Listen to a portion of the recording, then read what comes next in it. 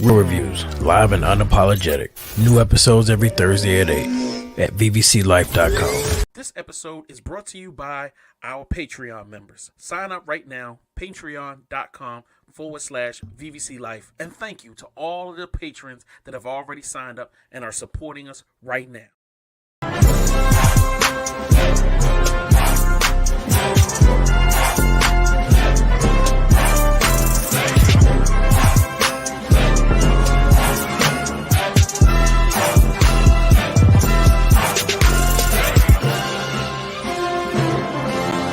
No ticket.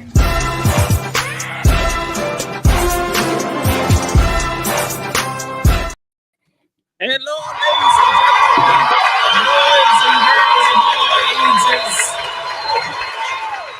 elves and reindeer alike, all of you mystical, magical creatures that exist in realms that are not this one. You know what I'm saying? You are locked in to Real Reviews.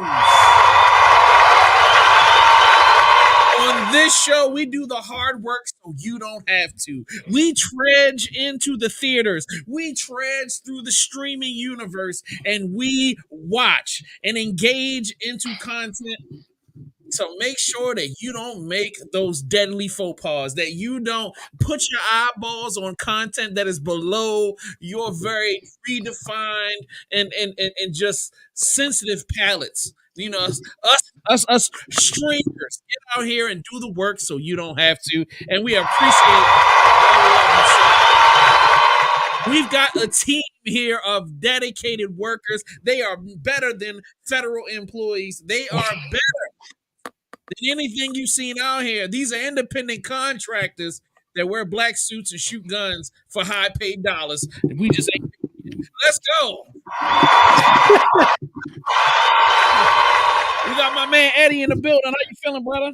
I'm feeling good, ready to close out this year strong. Man, me too, man. We got Dad Panther in the building. How you feeling, brother? Feeling good. 'Tis the season.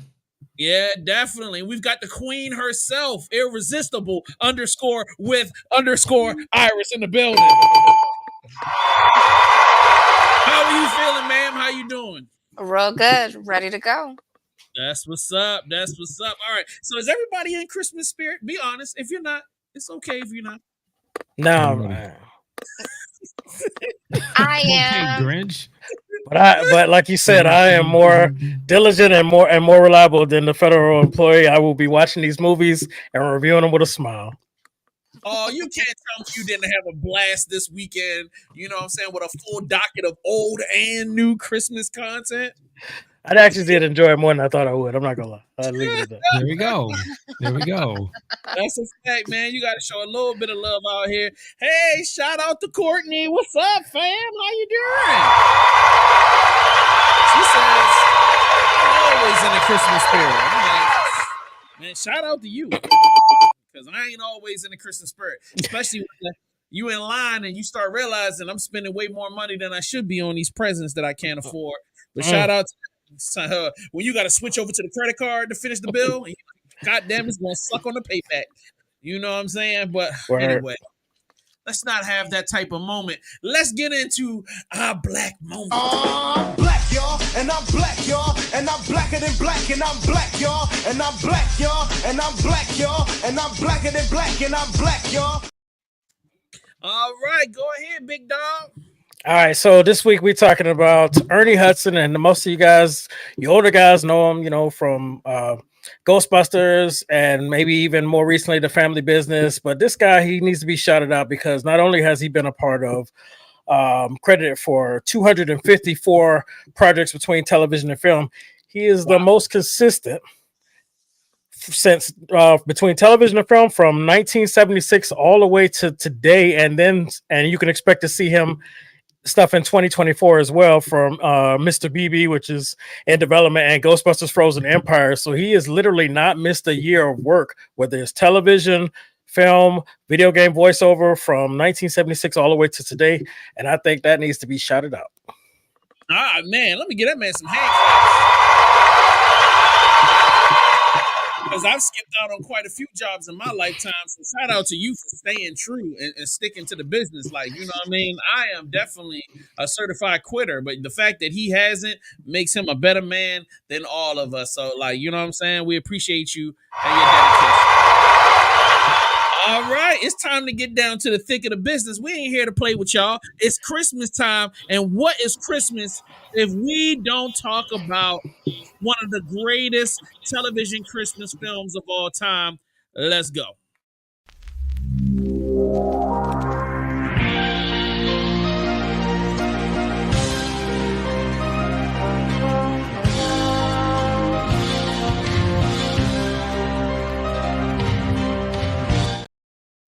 All right.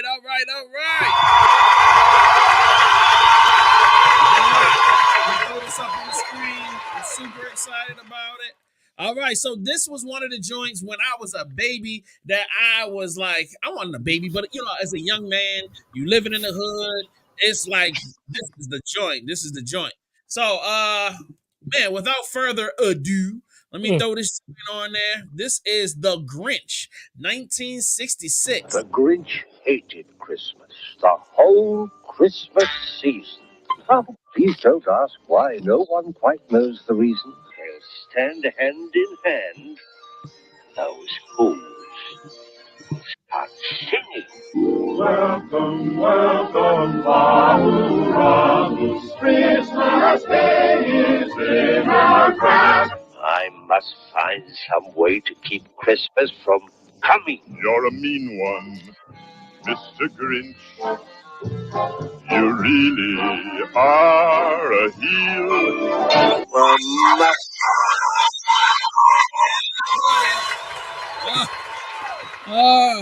Nostalgia bursting out of my chest every time I hear one of those records or I see them.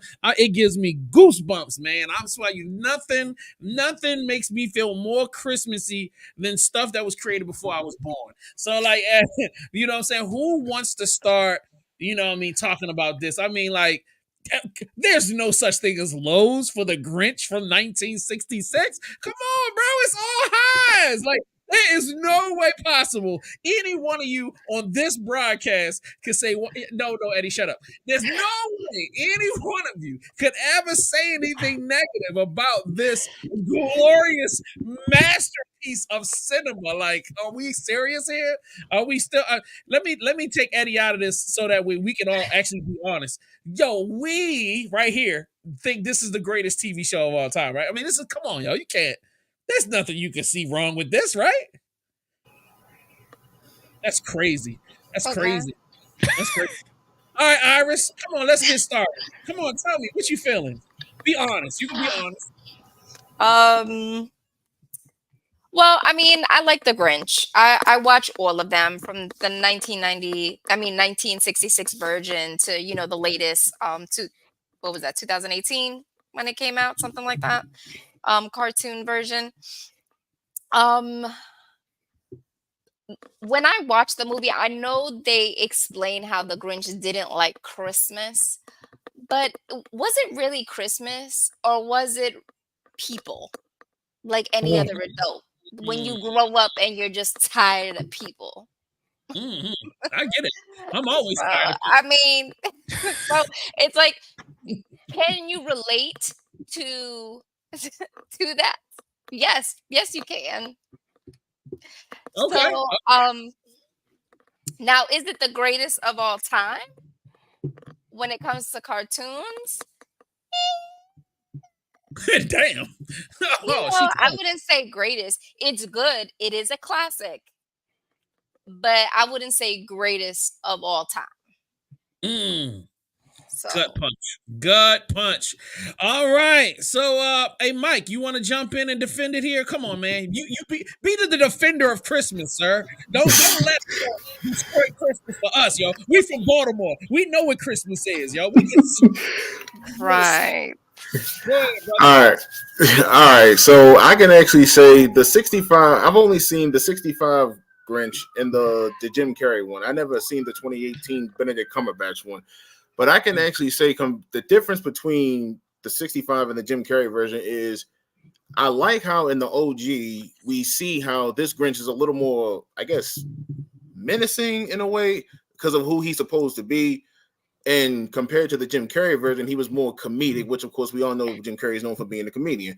But like I do also like in the Jim Carrey's version, we get the little more backstory on like how I was saying we see why he doesn't really hate Christmas per se. He just hated the people and the way they treated him and the way they react to him and X, Y, and Z. But overall, I will say that the 65 is a classic for what it is. And if any kid who hasn't seen it that's part of this generation should watch it at least once in their life.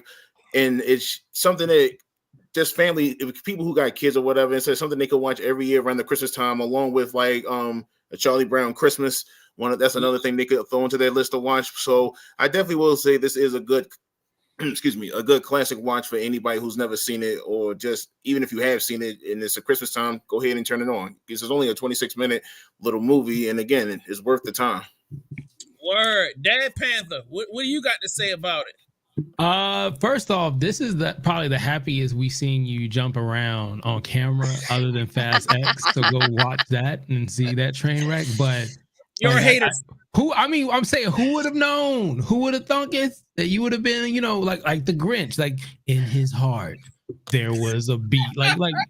So to me, the movie's classic, even if the storyline doesn't necessarily make sense. The animation is on point for something that's been around since God knows how long. Obviously, we do know how long because we know when it came out. But just the song, like even if it's not Christmas, I hear myself singing "You're Rotten." You're like it sticks with you. My daughter, who's 5, she's watched it, and even though she doesn't fully understand, she understands. Like it does a great job of illustrating a story and creating fear to the right now where memes where the elf on the shelf and the Grinch, like you let your random neighbors all the fucking gifts and you just see what happens. So I think it's good. Does it hold up to some of the other newer movies like Frozen and some of the other ones that are like, Rudolph Red-Nosed Reindeer, claymation?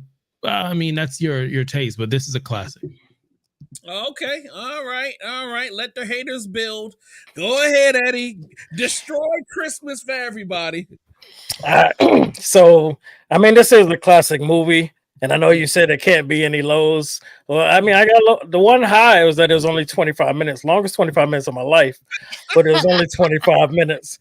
I mean, this is definitely a Christmas classic, and everybody, like Mike says, should experience it and understand where all the next generation, the newer versions that we have and that we're gonna continue to get where they come from. But I do want to point out, I do have a low. Okay, if this film doesn't totally embody America for stealing your shit, then coming back in with your own shit like they're the hero, okay, and acting like they're doing you a favor by saving your shit when you took it in the first place. That's all I'm gonna say. That's what this movie did for me. Merry Christmas. I'm black, yo. And I'm bigly.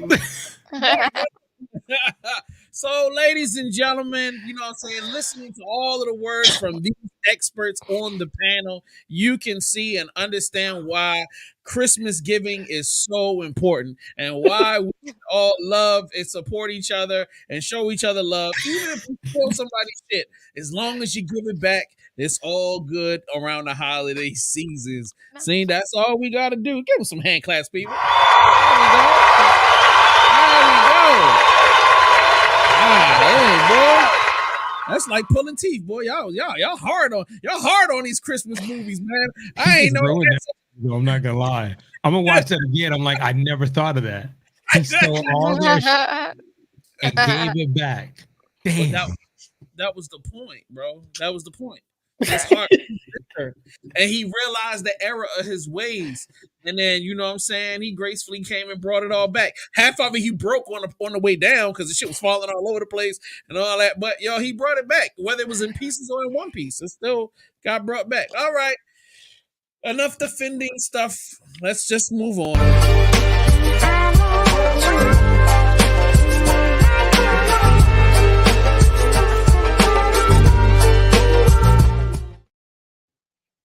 All right, we've got a pretty full docket of things to talk about. Not really.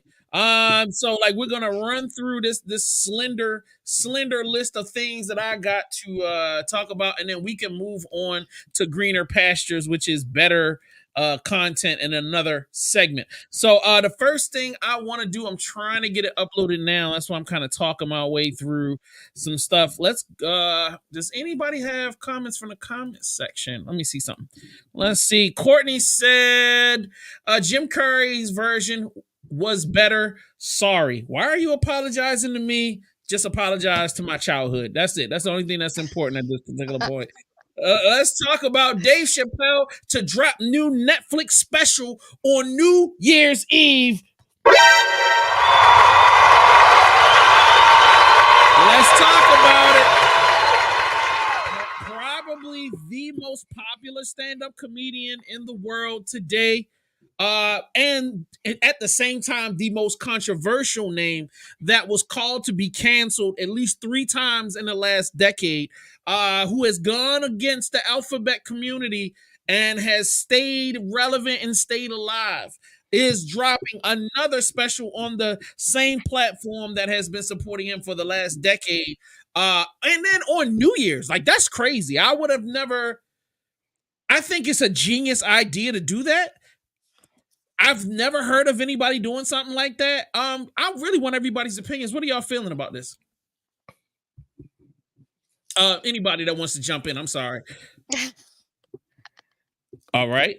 So let's start with Eddie. All right. So for me, I don't know if anybody that's ever dropped a stand-up special on New Year's. I mean, maybe they may have done a live show, and of course we wouldn't have known about it back then because social media wasn't what it is today.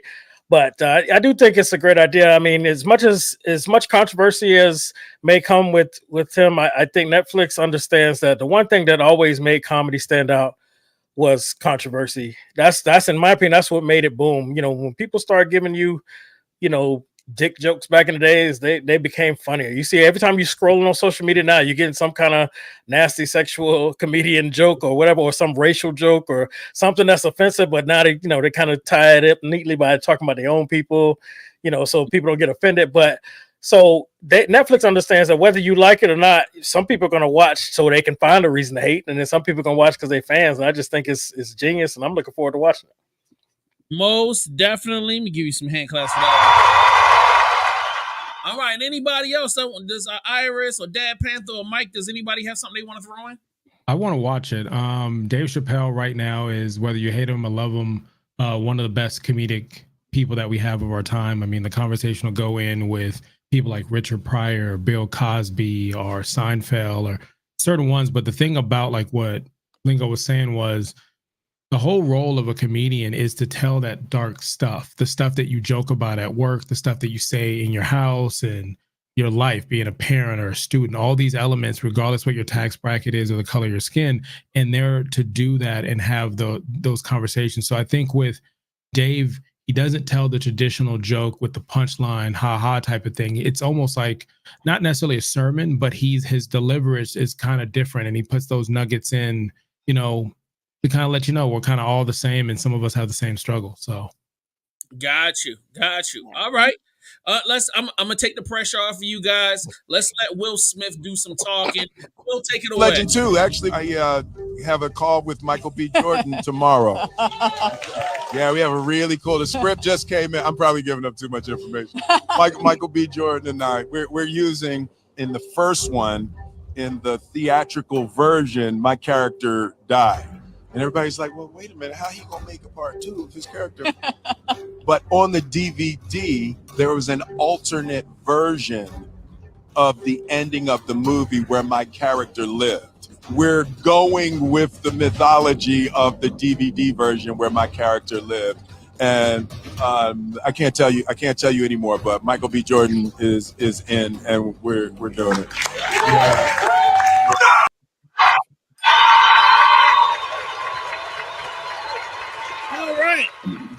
That is a prime example of why you should be following us on Facebook, because of content like that. You can find that clip. Hold on. I'm sorry, somebody started talking and ruined the whole moment. So, all right. So, hey, is everybody excited? I Am Legend 2, Michael B. Jordan, Will Smith, bang, bang, bang, horror movie, action, suspense, muscular black men, post-apocalyptic utopia. You're selling it. You're selling it. He sounded like Chris Farley though. Are you there? Are you in it? Are we doing this? I'm in it because I enjoyed the first movie. I wasn't happy with the ending. Everybody kind of likes the end of the world stuff. I mean, there's so many streaming shows, Silo and stuff like that, where you're like, give me more of the end of the world. It feels like it now, but I mean, I want end of the world where I don't have to go to work. Sign me up. I'll give it a shot. Word. Okay. Iris, you don't have nothing to say? Yes, I'm actually really excited to see I Am Legend 2. Especially because Michael B. Jordan is gonna be in this movie, and I love me some Michael B. Jordan. Yeah. So I'm excited to see, and I didn't really get to see the alternate ending that he was referring to. I only saw the one where he actually died. So I'm actually going to see about trying to take a look at it and see that alternate ending because I would like to actually see how that played out differently. Oh yeah. Yeah. So now we got her. She seems to be all shocked. Mike, you want to throw in on this? I mean, come on, brother. There's two black men. You guys have something to say. No, yeah, I'm definitely going to check this one out as well. I did like the first movie; it was good, and I remember hearing about them making an I Am Legend 2 a long time ago before it even surfaced. Like right now, before we got the word, but I was wondering, like, if they even do go through with this, where are they gonna go with it? Because we all know the theatrical ending; he does die, and then like now that I found out that we got the word, this is even before this video came out.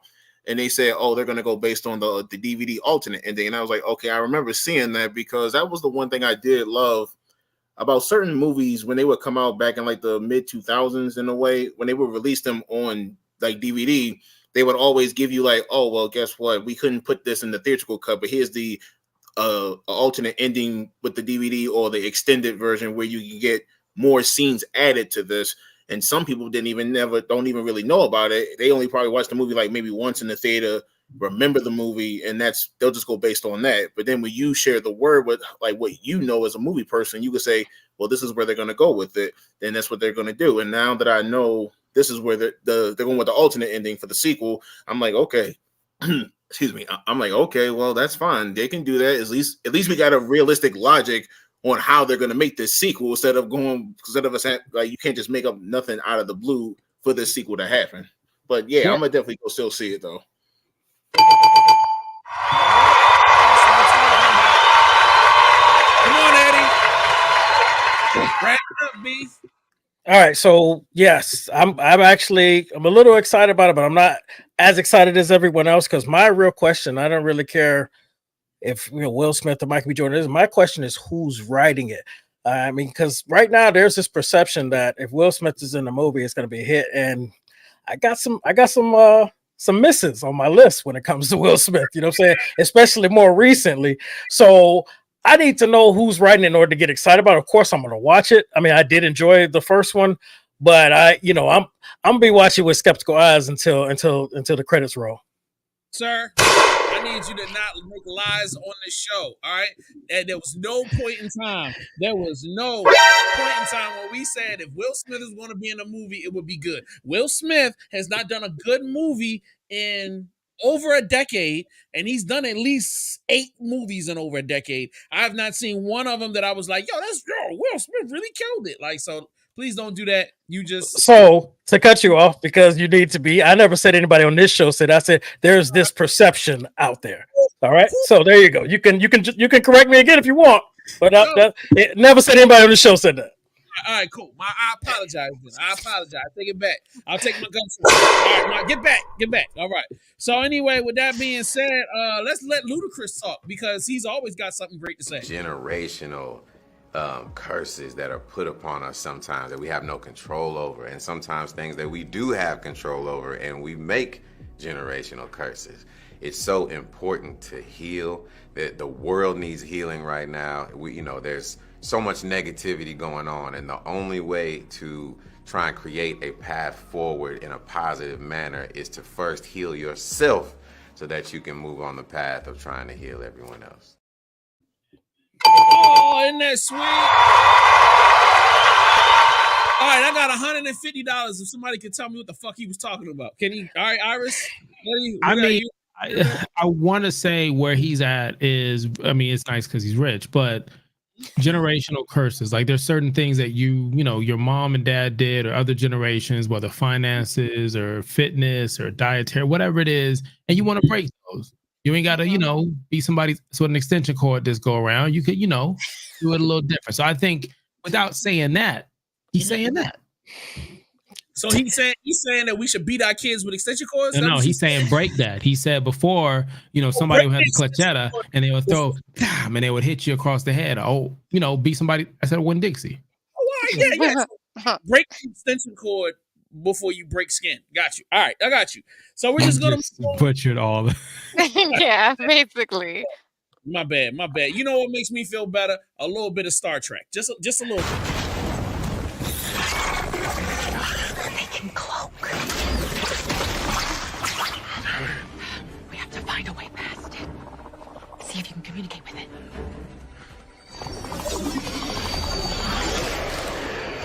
Could you pick up anything? Yeah. It's really pissed off. Time for plan B then? On the count of 3. Hey, is it on 3 or after 3? Second option. 1, 2, 3, go. Hey, just go then.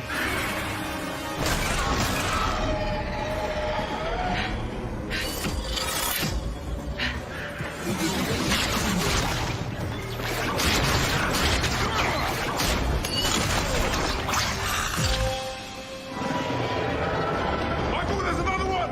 I need more time!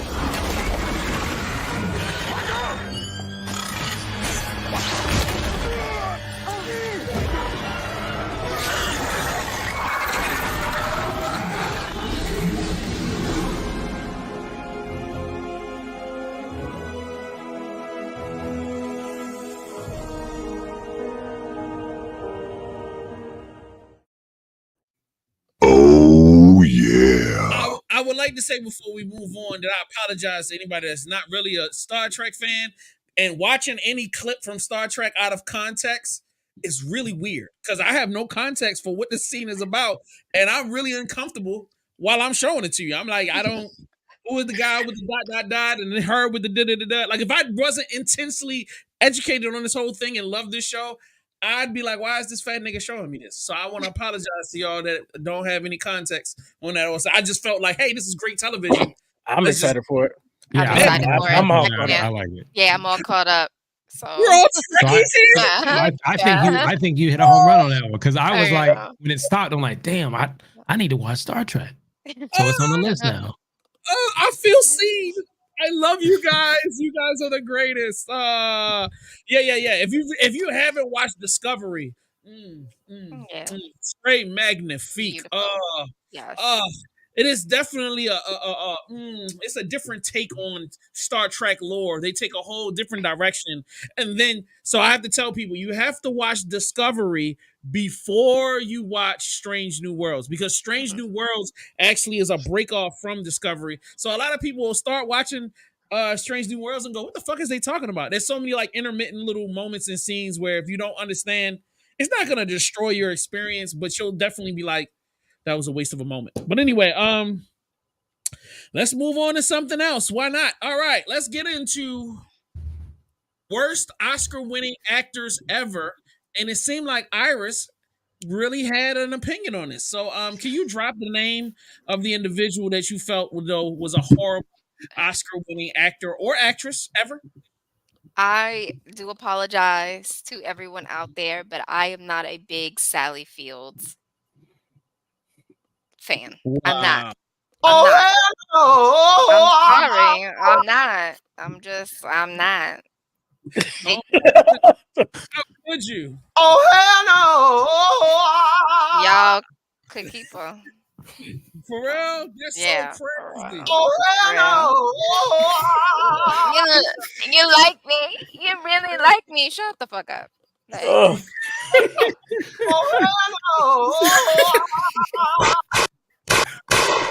right. That's crazy. All right, so I just want to go through this list, but thank you, Iris, for expressing your feelings. And you know what I'm saying? I stand with you, my friend. I stand with you. All right, number 10, Kim Basinger. Damn, that's fucked up. I thought she was decent. Mira Sorvino. I don't know who the fuck that is. Mira Renee. Sorvino. Yeah, let's move on. So, like, hey, God. Cold Mountain, Whoopi, y'all disrespectful for hey, don't ever disrespect the Whoop, okay? Whoopi is one of the greatest black actresses of modern times. She's got range, you son of a bitch. All right, let's move on. Robert, whoever that last name is, we don't care. Monique, come on, bro. Come on, bro. What's wrong with y'all? You know what I mean? I would have to agree though. Cuban Gooding Jr., that's messed up, bro. I think Dave was a good actor. What's going on? What happened? All right. Holly Berry, Monsters Ball. Hey, let me tell you something. She got her back. Oh boy. Make me feel good.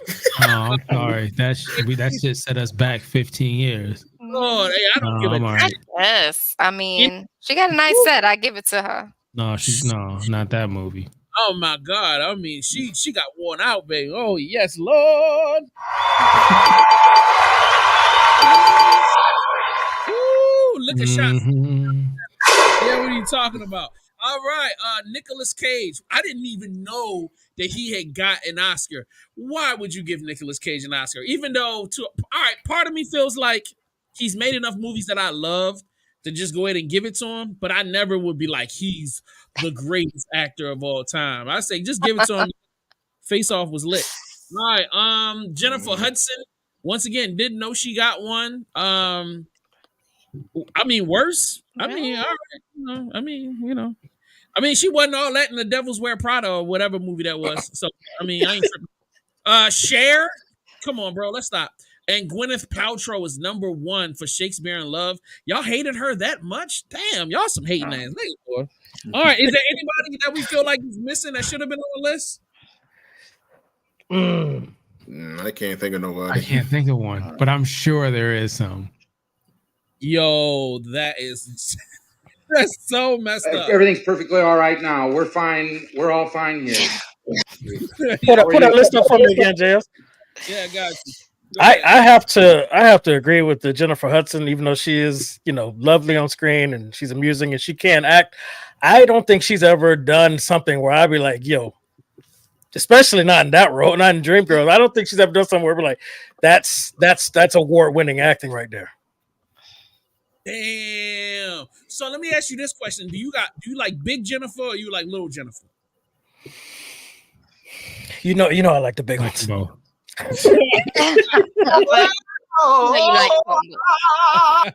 like meat.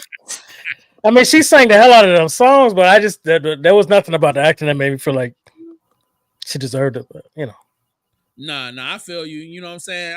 The points you making, I really get it. So, like, let's move on to our next segment. We got a lot to cover today. I just wanted to make sure that we had time to get to it. Where we at? Man, we making good time today. Let's see the Bam, Candy. Hold on, let me see something. Because I'm messing all of this up. Oh, the trailer, I already got it pulled up. What am I doing? All right, let's run this daggone. Yep.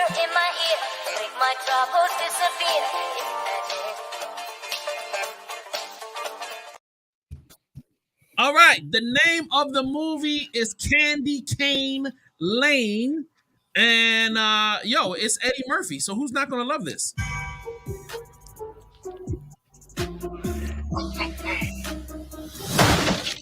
I need your blankets to mount a reindeer.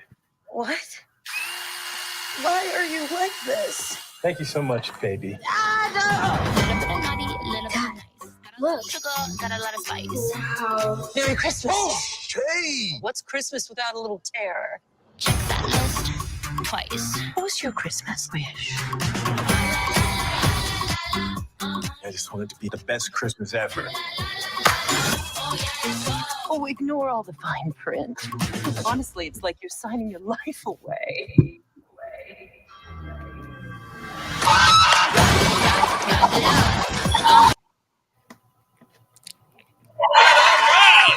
Yeah, baby. It's 2023, modern day times with modern day slang. Yeah, son is lit. And you know what I'm saying? We got it. Yeah. I was like, let me tell you something. Off the top, Forget the normal format. Yo, the moment I heard what the fuck was it, standing on business or some shit like that, I just wanted to turn this movie off. I was like, yo, am I officially old? What young kid is gonna watch this and go, yeah, they got all that new slang in there. Yeah, I love it, baby. No, not even a little bit. So anyway, I'm sorry. All right. Initial impressions. I mean, I force fed this trailer to all of you. So all of you should feel disgusted for even having to have this stuff on your skin. But Eddie, how did you feel? Initial impressions. Just want to reiterate that as we get started. Nobody messed that up. So my initial impression, I'm not the biggest holiday person, but anytime I see Eddie Murphy get invested in something, I'm always curious and want to know what made him commit to the project. And I was hoping that I could watch it and get some good laughs. So that was my initial impression. Like, hopefully this turns out to be better than I'm anticipating. All right, Iris, you go. So my initial impression was I like Eddie Murphy. He's doing a new movie. I'll watch it. Wow. Thanks, Iris, for really setting that bar for us. All right, no problem. Damn.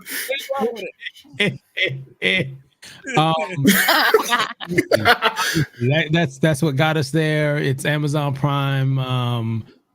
I just looked at it as another movie I can watch. I'm either gonna sit down with the family, will I watch it again, or it's gonna be playing in the background while I'm cooking Christmas dinner. I don't know. So he cooking Christmas dinner. All right, everybody to Dad Panther's house, December the 25th.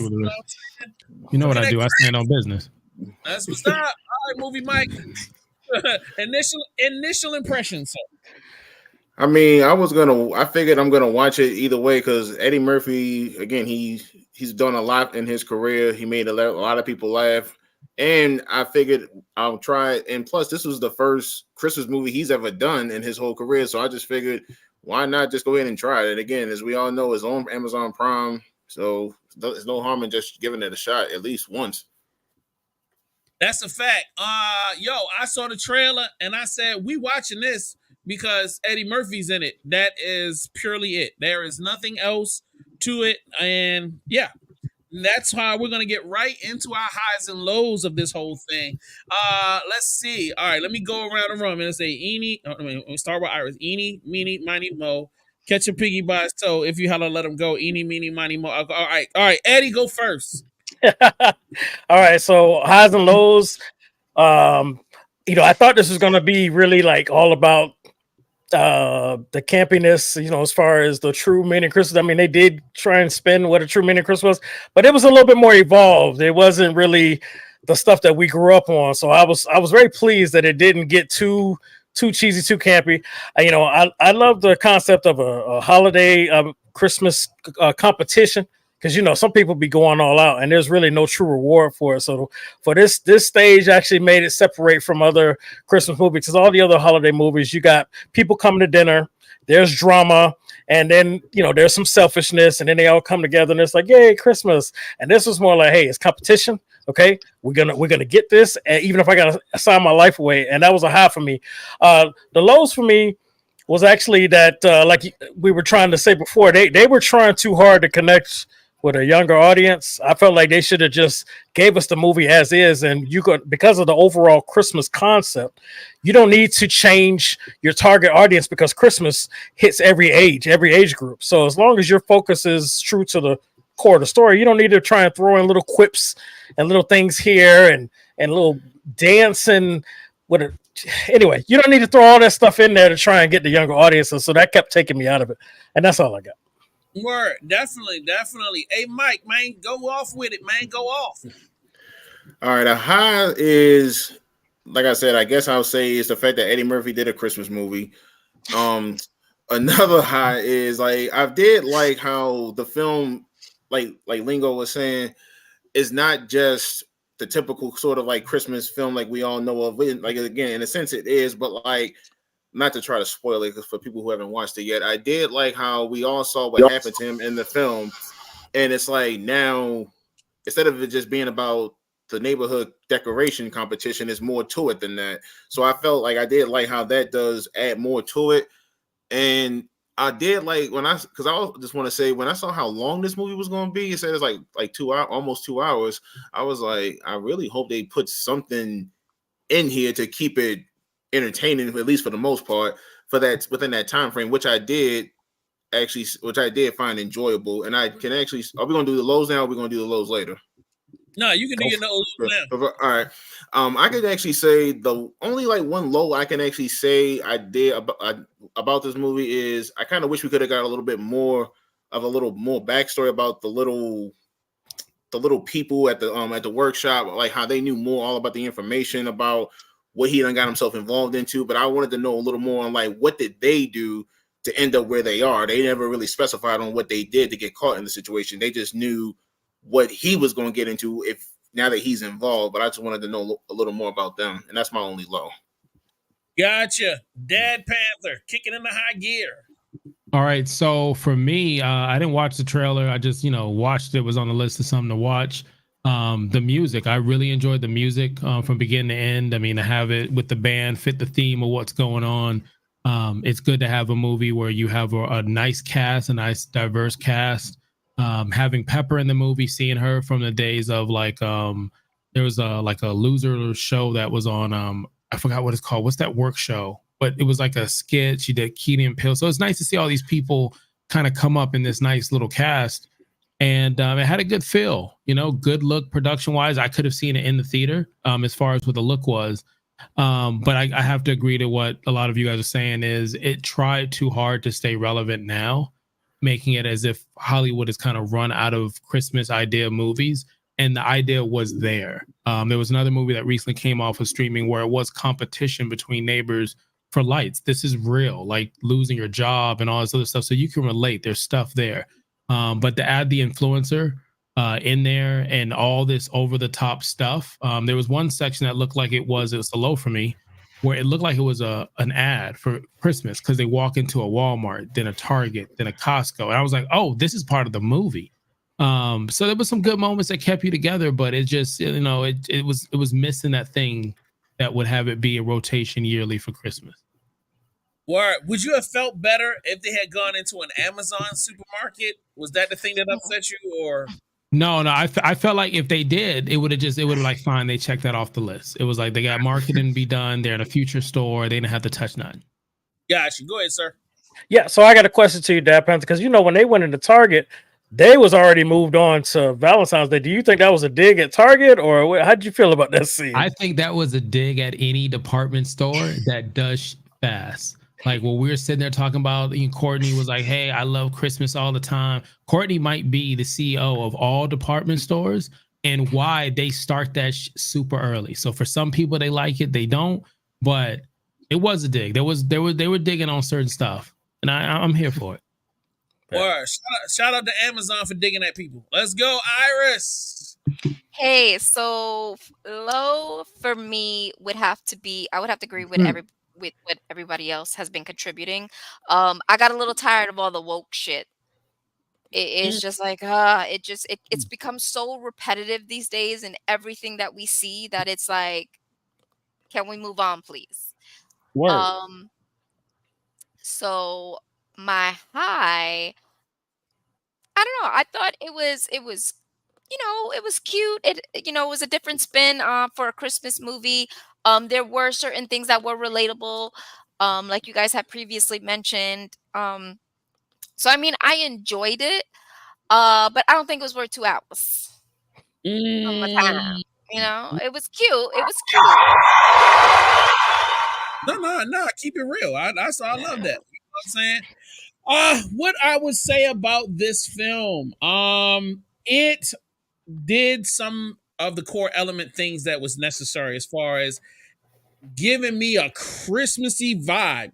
I remember listening to a review about this, and I felt like I agree with something that they said. It was like, yo, this movie is the perfect thing to put on in the background while you're decorating the tree and you wrapping presents, because every scene is chock full of Christmassy goodness, decorations, color palettes, and bows and this and that. I mean, they really went over the top. They really had, when you have somebody like Eddie Murphy walking on set, they really did their job to make sure that they understand this is a Hollywood rollout, We ain't half stepping, and we're giving people a wholesome thing. I definitely agree again that just because we're black does not mean that we have to be inundated with black language.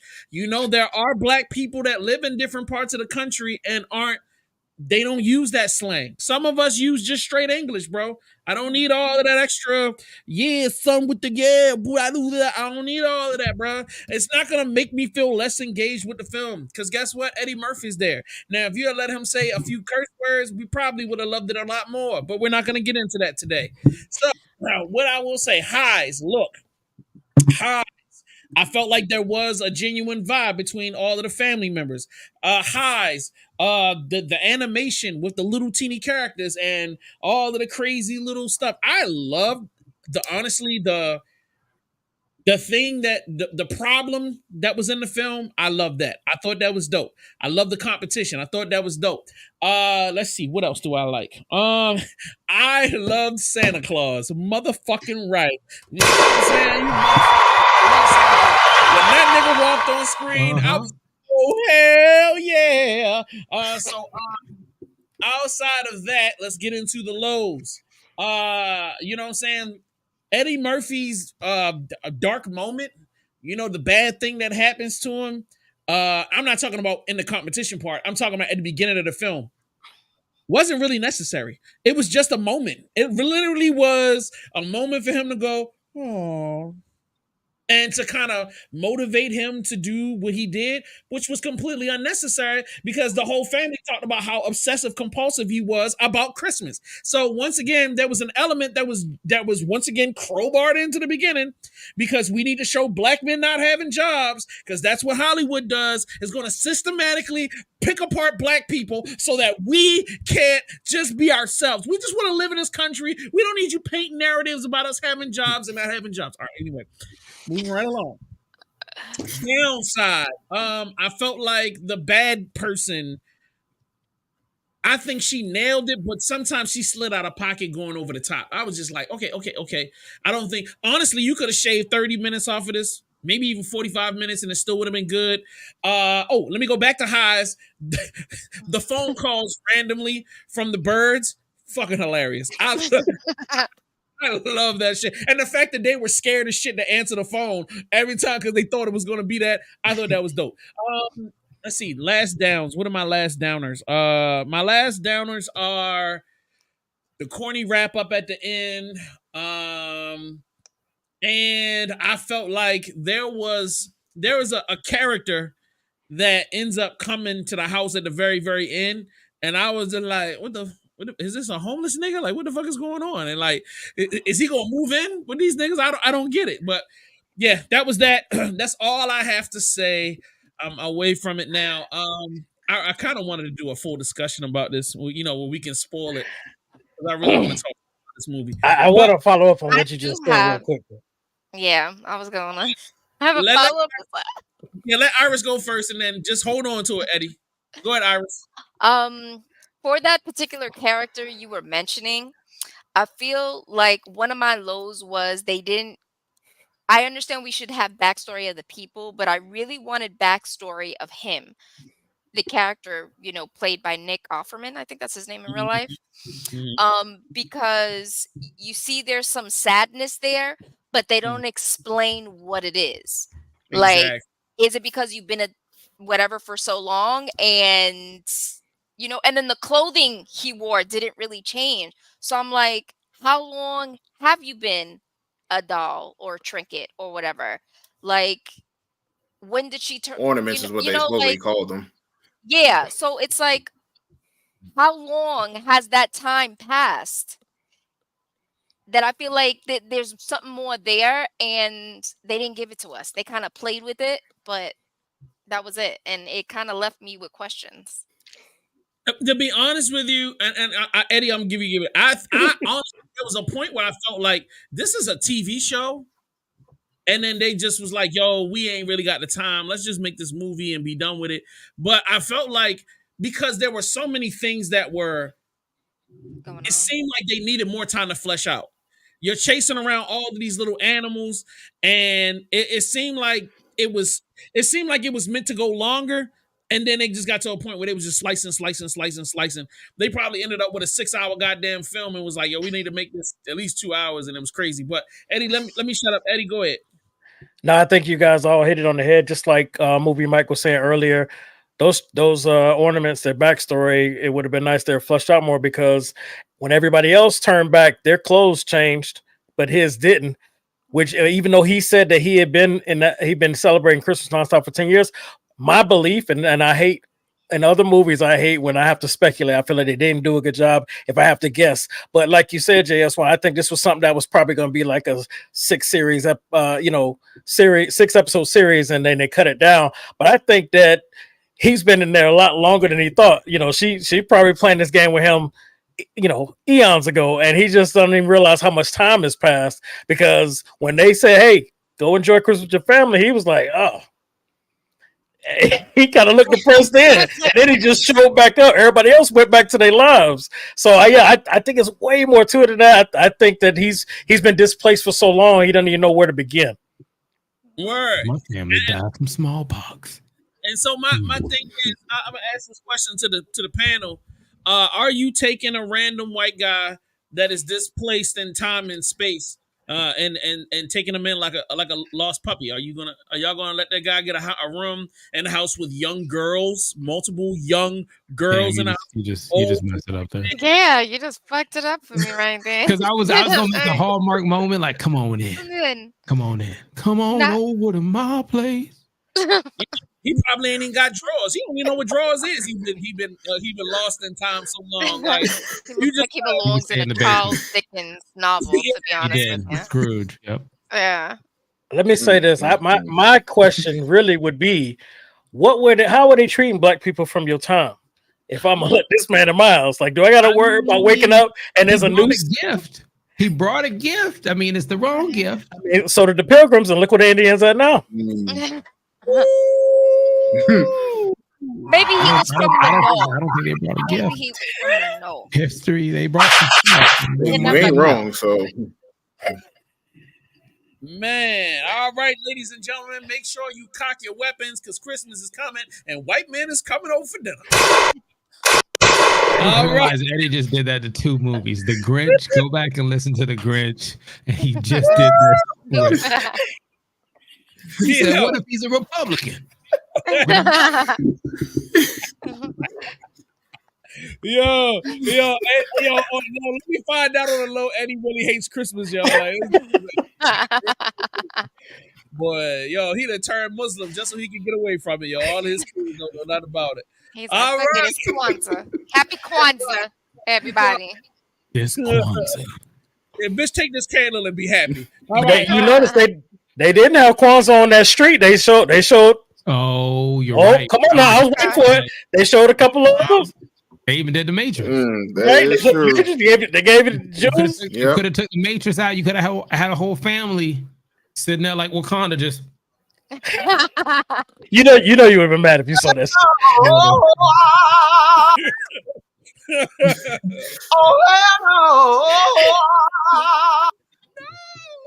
All right. We got it. This is crazy. All right. What's your rating? Is it a classic? Oh, yeah. Is it a good watch? Are you catching it on streaming? Is it not doing it for me? Or is it a... Oh, hell no! Or if you ever show me this thing, I am going to... oh, no, not that. I was picturing like, if I'm gonna show you, I'm just gonna get into it. So I'm like, is that bad?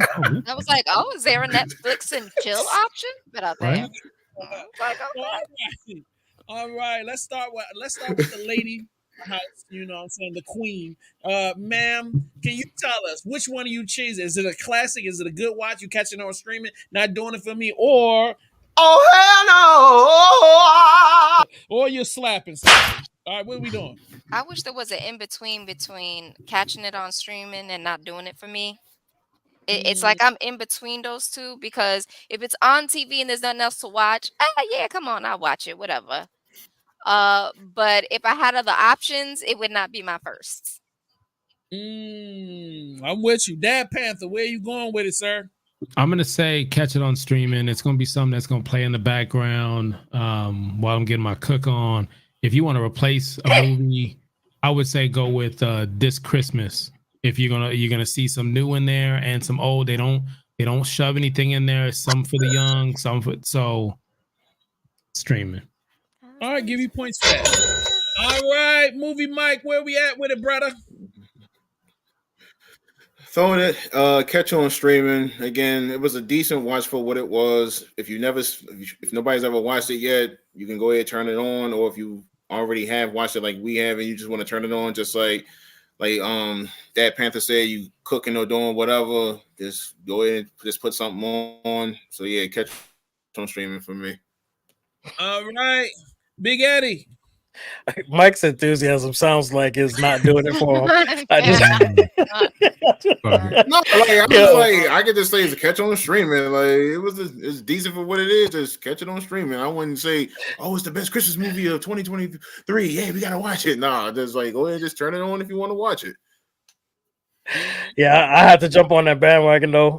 Catch on streaming. I felt like it was better than what I expected, but there was a lot of things that weren't really working for me story wise. We pointed all those things out. But I would still give it catch on streaming. I think anybody who loves holiday movies is probably gonna get more out of it than I did. Word. For me, it is quite simple. This was actually not that bad for me. I'm definitely a catch it on streaming type of guy because that's exactly what I did. I caught that motherfucker on streaming. And it was something I was watching with my mother and my father, and I was decorating the Christmas tree at their house. So it was the perfect thing to keep them from arguing with each other and talking to me. Perfect film. So, like, you know what I'm saying? And then once I decorated the tree, I got the hell up out of there. So that's before raiding the fridge and packing up food to go back to my place. So, like, you know what I'm saying? I would recommend that for everybody. If you have parents that you have to take care of, or you got to go to their house to do stuff, just throw the movie on. The fact that Eddie Murphy's on the screen and not cursing is going to grab their attention, and then you can loot the house and be on the road before they know what's going on. So let's move on to our final segment so we can get out this piece.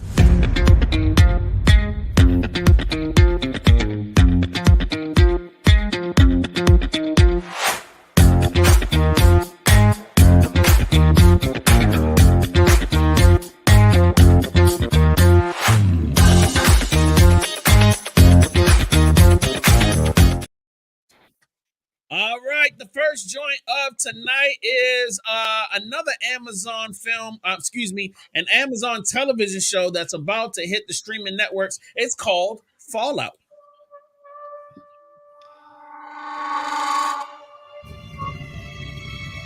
I know that I've lived a relatively comfortable life. Stop! Lucy!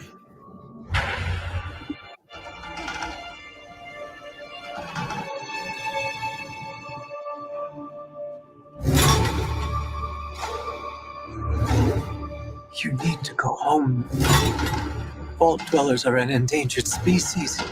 I do not think you would be willing to do what it takes to survive up here.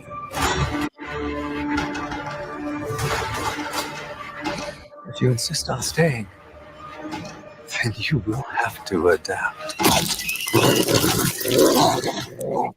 Uh-huh.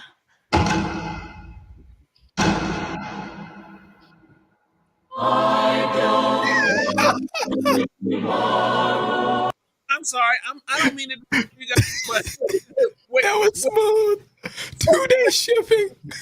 They just say The Boys and 2-day free shipping. Amazon Prime gang. Oh, that was smooth. That was smooth, man. You're smooth now. All I saw was that huge ass fucking roach, and I was like, no. No. Amazon, man, that was great. Unless I see it.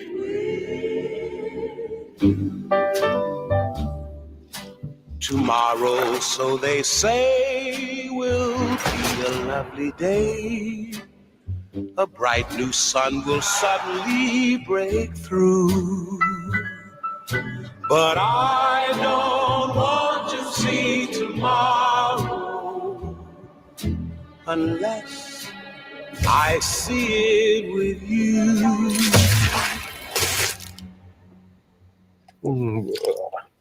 And grab the moldy one.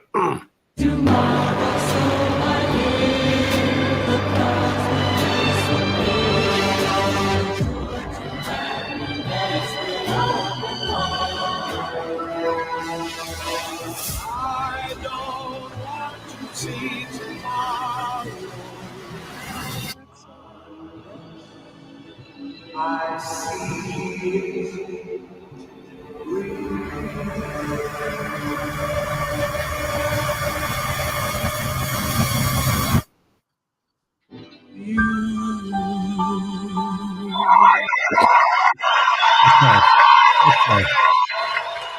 All right, I don't know nothing about this game. I think I played like the intro to it like once a million years ago, so I don't know what it is. So y'all go ahead while I set up the next clip. Tell me about it. Are you excited or not? What's up? Let's go. I'm excited about it. You got a lot of movie studios that are coming out to bring video games out there. God of War, Last of Us, the Division series. They're working on something like that now. Destiny, that series. So it's good to see stuff and see things that are being a lot of money being thrown at it. It looks well shot, and I'm pretty sure it's going to have that idea, whether you follow the game or not, to be able to understand a story that's rated R, and it's going to be gory. Definitely. Iris, do you feel like this might be something in your wheelhouse? I mean, minus the big gigantic bug. Oh my goodness, that I have such a phobia of roaches. Like that shit, I was like, not today, Lord. So yes, I am actually really, really excited to see this because I love anything with action, anything with gore. Um, the only thing I would have to say is, what date does this actually come out? Because I want to see it like tomorrow. All right, good. I have no idea, so we'll just have to keep waiting. Movie Mike, how you feeling? I'll give it a watch, but like you said, I don't know nothing about the video games. I've never played any of them, so I would just go into it with no expectations of trying to like compare it to the game because, like I said, I never played them. But I'll just watch it because, like Iris said, I love if it's over the top or whatever. I like the violence, blood, and gore. So that's what got me into wanting to give it a try. Got you. And Eddie. Yeah, so I think that even though I haven't played the game, I've seen it being played. My homeboy Chris used to love playing over and over, and I think they dropped a lot of elements in there to make sure that they're representing the game well. First game came out in 1997, and they've been giving us different versions, different variations throughout the years with different generation platforms, and I feel like they really captured everything that's really true to this series, to this franchise. However, because it's going to be gory, y'all gonna have to tell me about it. That is correct. All right, let's move on to our next trailer. Also from Amazon, this is a television series, Mr. and Mrs. Smith.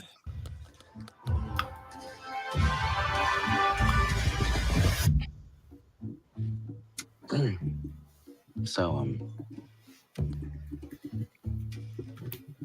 this is your first time in New York? Should we be asking each other that? Have you ever killed anyone? No, not really. Really? No. Where do I begin to tell the story of how great love can be? You're married. The sweet love story that is older than the sea. I should be clear, I'm not in this for the romance. About the love he brings to me. What is it that you two do? We're computer software engineers. He fills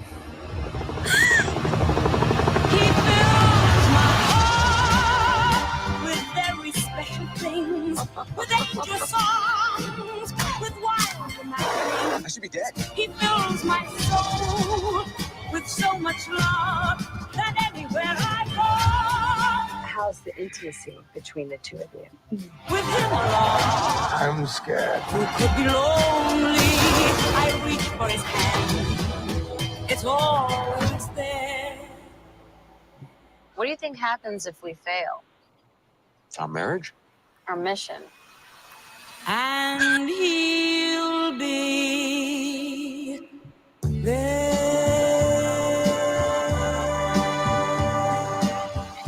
Oh, that date is perfect.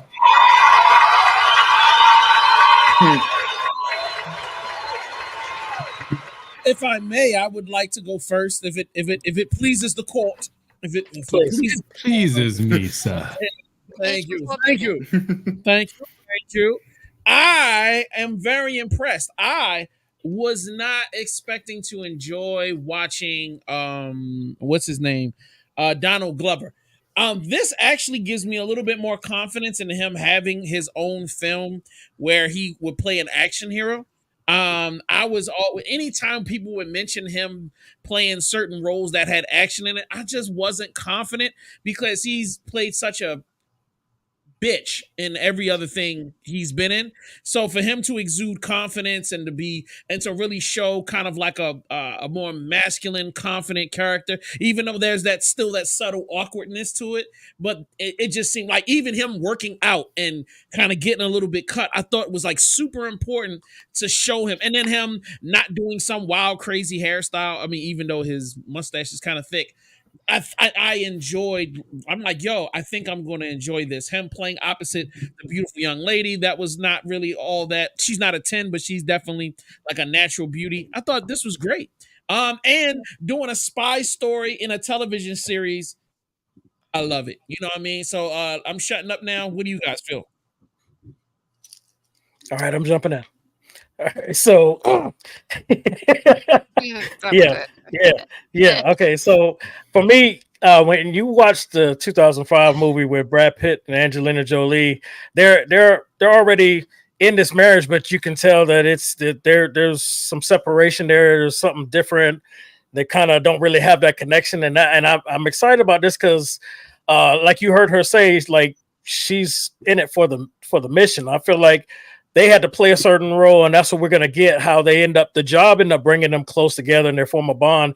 And I'm thinking that that's how we get to the 2005 movie where they tried to keep that going because they did connect on some level. But as you see in the 2005 movie, it needed more. It just, that bond alone wasn't enough. And I feel like this is like that story being told all over. And of course, because they're starting so far back, if it's successful, we can just grow with them and keep going and get multiple seasons, hopefully. Agreed. Iris, did you want to throw in? Yeah, so just to continue on from what Eddie was saying, I think honestly, I think this is going to be its own separate story. I don't think there's a connection in any way to it leading up to the 2000, like to the Well, yeah, because they're not white people, Well, so of no, course they I won't. don't mean characters because we can pick whatever character we want these days to play whatever. It's more of with that movie, remember, they didn't know that each other were spies and they find out. And that's what brings their marriage back some spice. I like the take from at least from what the trailer is showing us that hey, they both know that they're already these, spies or assassins or whatever. They've been brought together to do a mission together. And then as you were saying, how this mission, progresses into something more between them. So I kind of like that take better than them being together for so long and getting married and then not realizing, oh my gosh, I've been married to a spy the whole time. I kind of thought that was bullshit. So I really do like where this one seems to be going and how that storyline is going to play out, at least based off the trailer. We may be surprised, but Okay. Dad Panther or Mike, did y'all want to throw anything in? I'll jump in. Basically, what I feel like, I think we all kind of wanted Mr. and Mrs. Smith after the success it did from the movie, and that never happened. Similar to like Mr. Brooks, maybe we get a second one down the road. But for this one, I like the look of it. The music was good, it shot well. From what the little small thing that I saw, it just kind of had that James Bond 70 sophisticated look, and so I'm intrigued on the story. There was I'm not gonna say the movie, you have the go back and watch all the real reviews we've done. But there was a show or movie on Netflix, and that had to do with the life of an assassin. And we talked about how we would like to see that story being told out. And I think this is an opportunity to see something like that where we're able to see it. Now, as far as Donald Glover, I mean, every project, even musically, what he's done, I've enjoyed it. I've liked it. And as far as action, go back and watch The Community. I mean, we're talking paintball or darts. I mean, there's action. He's got action. I'm just saying. Jackson. So I'm excited. So I'm excited. All I got to say is I'm excited. It comes out early February. Get your boo thing. This is a Netflix and chill certified banger. Dad approves. You might even have a little one after the series. That's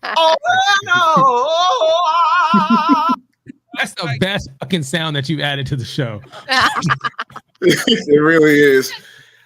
All right, so for me, yeah, I'm gonna definitely want to check it out because I did like the 2005 movie, but basically, like what Jay, Lingo, and Iris said, I do like how this is gonna be where they're gonna do the mission, and is how that's what's gonna bring them together. So, like, that's the difference. I do like that, which is what y'all said, and also what Jay said about how Childish Gambino, or Donald Glover, is now doing something different in his career compared to what we've all used to seeing him do. Because that's one thing I like seeing as far as an actor or an actress who we've always see portray maybe the same kind of character or somebody we just used to them doing. And when you see them do something completely different, that's like, I feel like, okay, that's good because y'all want to try to get that acting range to show that there's more to y'all than what everybody already knows y'all for. So all in all, I definitely say this is something I definitely want to check out when it gets released. Awesome. All right, let's move on. Netflix is saying, oh, hell nah. Y'all gonna take this shit. The Brother's Son with, shit, I forgot her name. Michelle Yao. I'm not your prisoner. I'm here to negotiate. We have no problem killing your son. I dare you to go after Charles. Who said anything about Charles? All these years, you are hiding someone else.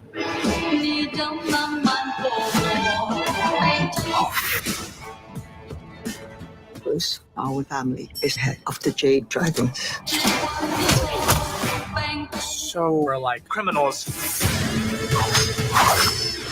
You could have told me that. We were trying to keep you safe. Nice fucking work. The family is under attack. Some new gang wants to take our place. It's time for my brother to step up. I don't want to be a gangster. What if I just want to do what I want? We have a word for that in Taiwan. American.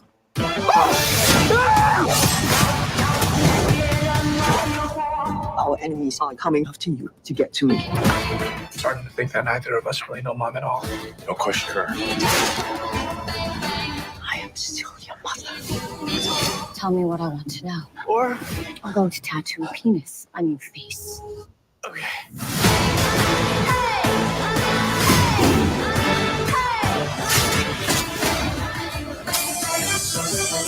You go, girl. Get what's yours. Or don't go, girl. Or at least pause, girl. Which brother are you? The killer or the dipshit?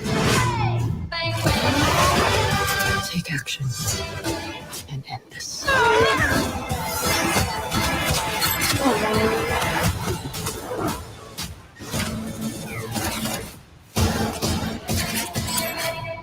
I don't think we've ever hugged before. We're probably gonna die, so might as well get one in before you go.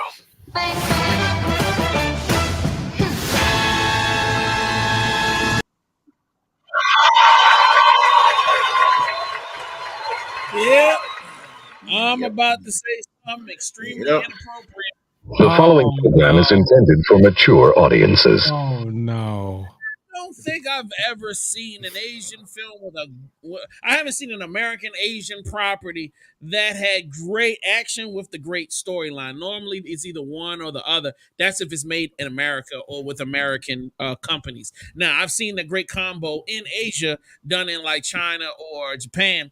So I am super excited to see what they do with this like combination of storyline, TV show, and it looks like great action. I mean, everything I'm seeing looks. Mwah. So I am definitely excited about this. Anybody else want to take it away? Go ahead. No. Yeah, I was waiting on the offensive shit. You Because some people will be like, "How dare you?" And I'll be Well, like, yeah. have you not seen Everything Everywhere All at Once? That's what I was thinking. You know, it's not full Because action, but it's it's predominantly Asian but American made. And that movie was bomb as fuck. It was made by A24, I think, if I'm correct. I think it might have been an A24 film, but A24 Studios, yeah. I don't want to relitigate anything everywhere all at once right now. Okay. You can hate me another day. Let's just hate me now. You know what I'm saying? I will push the button that makes you feel better too. But Dad Panther, did you want to throw in on this, or not saying you agree with me, but I would love to hear for people who understand movies and how they're shot and filmed about this, and it's going to probably get compared with Kill Bill. The moment I saw it, before I heard the Bang Bang song in the background, whatever it's officially called, I swear to you, I don't know crap about movies and shots. It just felt very familiar to Kill Bill, and to have that song and kind of some of the scene settings that kind of look. I would just be interested in hear you guys take on, hey, this shot comes from this. This is, a nod to this. So I'm just curious, what does this tie to? It's cool that this is a television show, so it's good that it's going to get spaced out in January. But I'll watch it. I'll watch it for sure. Eddie. Yeah. So this is definitely a series, not a movie, correct? Okay. Yes. So I'm excited then, because this is something that they can have multiple arcs and flush out. And I'm worried about a little gore, but I'm going to hang in there and go as far as I can. You know what I'm saying? But when it comes to cinematography, when I see stuff like that, I'm already pulled in. The way they shot it looked beautiful. I don't know if the choreography is going to live up to the hype all the way through for the fight scenes, but I know I'm drawn in already by the look of it. And so I'm hoping to get immersed in the universe and really enjoy it. Yo, let me ask you a question. Eddie, did you ever watch any of the John Wicks? Were you able to make it through that? I did make it through that. That the last one had a scene in there that made me pass out, and then my fiance was slapping my face, waking me up. And I'm glad I missed it, because Buddy's hand was pretty jacked up. That made me pass out, but I did make it through the John Wick, so I might be able to make it through this series. So when we were watching Napoleon and the ball hit the damn horse and blew that. Yeah, all right, my bad. I was scared. I was scared I wasn't gonna be able to finish that movie. You know what I'm saying? But thank God that was probably the most grotesque thing in that movie. That was the most thing. All right, Mike, how did you feel about the trailer? Definitely gonna be on my watch list. Aside from the gunfight and knife stuff, I'm a diehard martial arts fan. Like, I love watching like old school martial arts flicks, like Shaw Brothers stuff and stuff up to date for that matter. So I always love a good like hand-to-hand combat fight scene. So I'm gonna definitely say this is gonna be on my watch list when it drops. Word. Well, speaking of Netflix, HBO said, all right, you bitches, all of y'all had a year to get your money. That is over now because the dragons are back. Errors were made in the hours following King Viserys' death. The war be fought. Many will die. And the victor will eventually ascend the throne.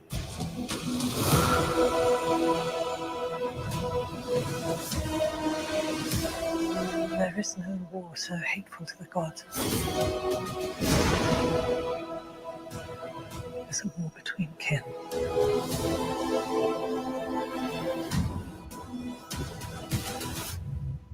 And no war so bloody as a war between dragons.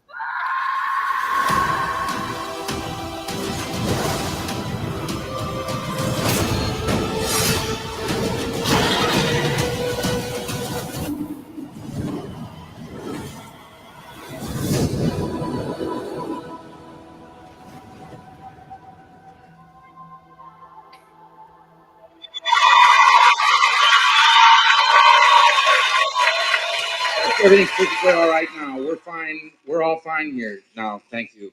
How are you? All right. So what's up, man? Yo, all right. For wait a minute, hold on. I'm getting excited. I'm sorry. Did everybody see season 1 of House of Dragons? Or was I that did not everybody? finish it. Not Iris, yet. I gotta watch I finish it. saw it. it. So Some don't episodes be more than once. mad at me. I am for some reason not drawn to watch it. Like I tried to like sit there and be like, "Oh, House of," and then I just didn't press play on the first season at all. She didn't even finish the title. How's Yeah, that? I don't Oh, know. Damn. I just what we call like I didn't have the ganas. I don't know how you would say that in English, so don't ask me. I just didn't have the will, the power, the to press play. I'm just Mm. yeah. yeah. I'm just so Game of Thrones, anything related to it out that I'm just like maybe in the next decade I'll take a look Damn. at the series when it's over and Damn. done with. I will say, from my personal perspective, season 1 of House of Dragons was a lot more convoluted than the perfection of the first 2 or 3 seasons of the Game of Thrones. Like Game of Thrones, I felt like for television, the translation to television was done way more masterfully to draw you in and to keep you locked in, all the way until the end. Whereas season 1 of House of Dragons, I felt like they got so caught up into storytelling that things started to get jumbled. You're jumping so quickly between different time periods, and then you're getting to see these characters at different ages, and they're using different actors at different ages. So it's like, who the fuck are you again? And who the fuck is? It was a lot of confusingness. But if you are a drug addict like I am that needs that, I need that fix, bro. I need my Game of Thrones fix. So that season was great for me, especially after it got its mojo around episode 3, and the heroin started kicking in, and you're on that high, like, and then the dragons get to fly in. You are really, really ready to just like find me in a crack house somewhere, needle in my arm, just attached to a television. So I am super excited to see how the second season, because they ended the first. Now they did a great job ending season 1, baby boy. Ooh, that's the season finale. Ha! Oh, mucho caliente, baby. Like, let's go. So, like, yo, just make sure that y'all are locked and ready for it. So, what about anybody else? Is anybody else excited about a potential season 2 of House of Dragons? Dad Panther, Mike, Eddie? I'm excited. I didn't watch the trailer right now. I looked off. I didn't want to spoil nothing. So I don't want to, I know they're pretty good at kind of showing some stuff and not showing it, but I think they did a great job in the first season. It took them a minute to kind of figure out the flow of it. But it had an ending similar to shows like The Shield or Sons of Anarchy, or kind of some of those season cliffhangers for Game of Thrones. So I'm good with it.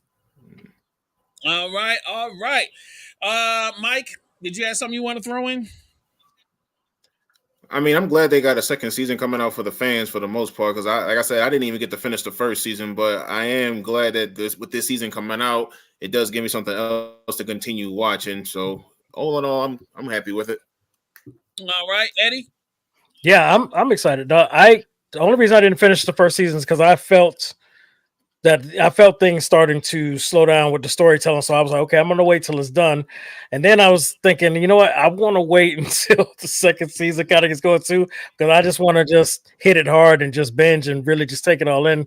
Because that week to week stuff, man, with the show that paces the way it does, that's killer. Word. All right, ladies and gentlemen, that is our show for today. We have covered everything that we felt like was important in the world. I showed y'all some trailers. We reviewed some movies. Make sure if you have not done so, subscribe to VBC Live YouTube channel.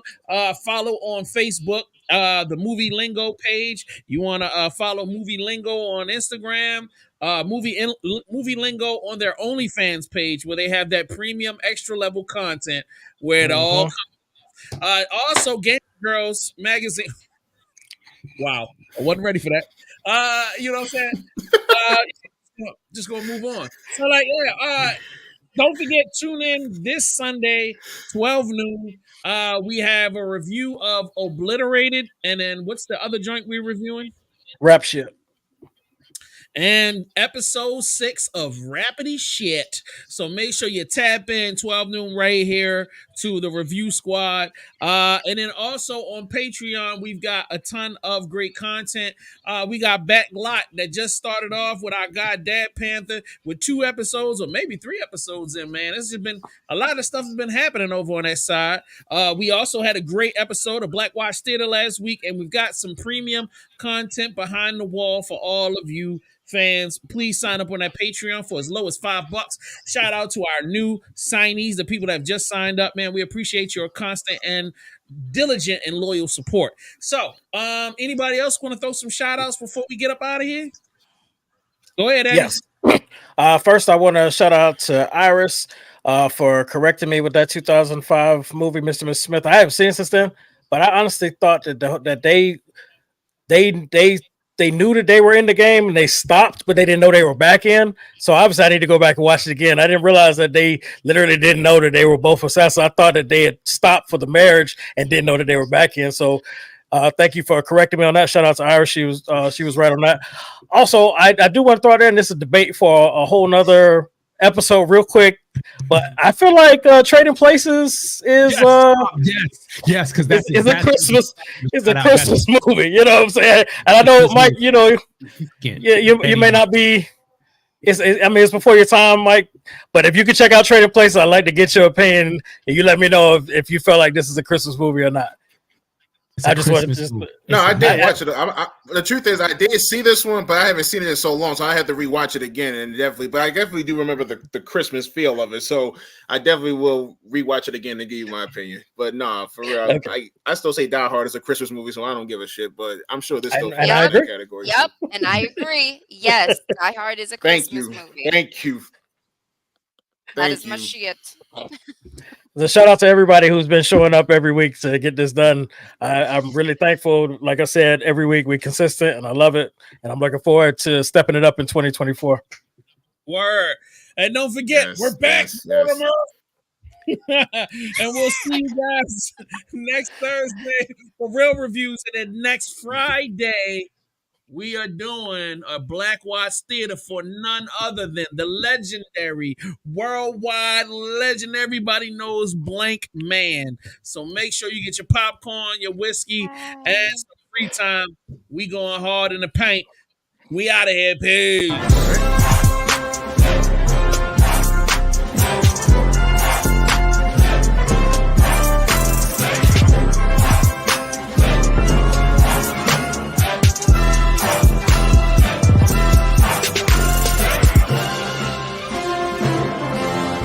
No ticket.